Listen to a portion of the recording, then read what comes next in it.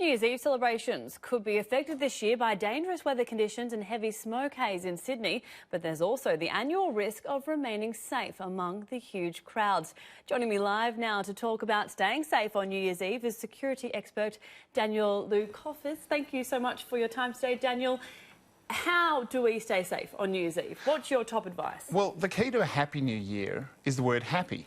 And nothing ruins a night more than people having a bad time, getting in fights, getting in arguments, and just generally dealing with crowds and all of the frustration that can go with a night when every single person in Sydney goes out, and interstate as well, basically every capital city around the world, except obviously we're one of the first. You know, you add to that alcohol, you add to that transport snarls and so forth, and, you know, there's a potential for what's supposed to be the night of people's lives turning bad unless people plan properly, they go out with some intent in mind, and then that's why they're going to have a good night. So some of the things that I'd be suggesting people do is have a plan in advance. So that means everything from transport, don't leave it to the last minute to figure out how you're getting places. If you can leave the car at home, that's fantastic. Know that everyone else is going to be queuing for cabs, queuing for rideshare services, driving on the road as well, knowing that there are going to be people who are affected by alcohol and substances, and they're out there as well. So these are all sort of safety concerns that people need to keep in mind. But one of the other things that's relevant is that the way you prepare to go out to a major event like this is not unique to New Year's Eve. It can also help you at a football game, it can help you at the Royal Easter Show, it can help you just on a crowded weekend out at the shops. And so those are things like knowing where everyone in your party is at all time, especially if you have young kids with you, knowing what to do if things go wrong. So, for example, having a reunification point, so you agree to something with your friends that if we get split up for whatever reason, this is where we're going to meet at this particular time. And that's also very important when you've got large crowds, because often mobile phones simply don't work. Either the network acts up, or something more mundane, you just run out of batteries and you don't want to spend the rest of your night wondering how you're going to find your friends, or get to a payphone and realise that you haven't remembered a phone number for the last 15 years, so you don't know how to get back in touch with them. Isn't it funny, we've just become so reliant on technology that when it's missing or we're not able to use it, you need to go back 50 years when we can make a place to meet. Now, look, in addition to the crowds, of course, on New Year's Eve, there's also the added bushfire smoke threats that we are seeing at the moment. How do you think that will hamper or affect the night?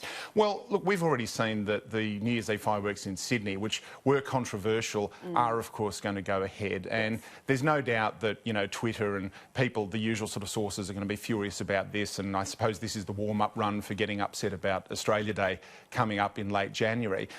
Personally, I think it takes a particularly sad, miserable person to want to deny other people the enjoyment of, you know, of something as special as New Year's Eve. And speaking as an SES volunteer, and also someone in my company, a lot of my staff do volunteering in emergency services, one of the reasons that people join emergency services, one of the reasons that fire people, security people, law enforcement people do what they do, is to allow business as usual everywhere else in life. So by cancelling it or by changing our way of life, you're almost undoing all the hard work that they've done. So the best way to honour volunteers, the best way to honour the hard-working men and women in emergency services is by actually going out, business as usual, having a great night out on New Year's Eve. Now, that said, there are obviously a few things that people do need to be concerned about, and that's not unique to this year, that's every year.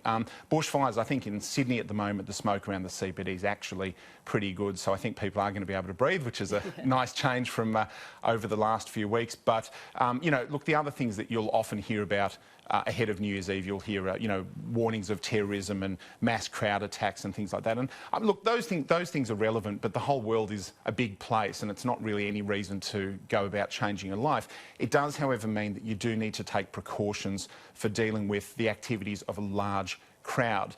And it's also important to know that crowds can be dangerous, even if nothing particular has gone wrong. So while people like to think about what would happen if there were a shooting, if there were a bombing, an explosion, something like that, often just a sea of humanity tripping over something can cause an incident. And we saw that a few weeks ago at Westfield Parramatta, where what was supposed to be a promotional stunt, it was just a joyous occasion, actually nearly turned into tragedy when a few thousand people were all converging on the same space.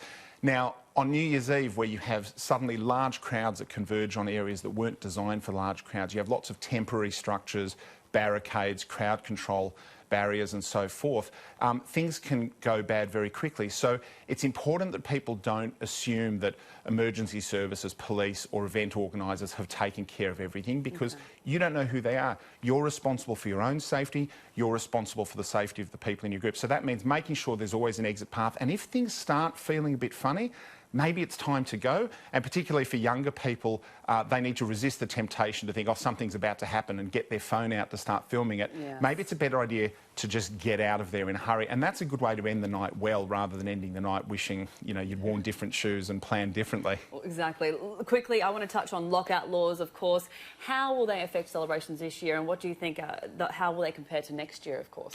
Well, on New Year's Eve, those laws are generally suspended so that people can stay out after midnight. My personal view, and you know, 20 years ago entering the security industry, I did work at pubs and things like that, is that the hours of operation are certainly one element of how you affect people's night out. But even if pubs are allowed to stay open later, the habit that we have here of taking people who are just quietly getting drunk inside a pub and not causing trouble, but someone determines that they've had too much, so they now get thrown out. Yes. You take someone who's having a nice night out, and their night is now over because they're outside a venue. They can't get into any other venues. And so now you've got someone who's gone from a nice, well-padded, crowded pub environment out onto a cold street where there's concrete, steel, other people, and they're angry and they've had a few. And I think that's actually a recipe for disaster. So it's important that people on the street pay attention to idiots and know that you can always cross the road when you see an idiot coming the other way.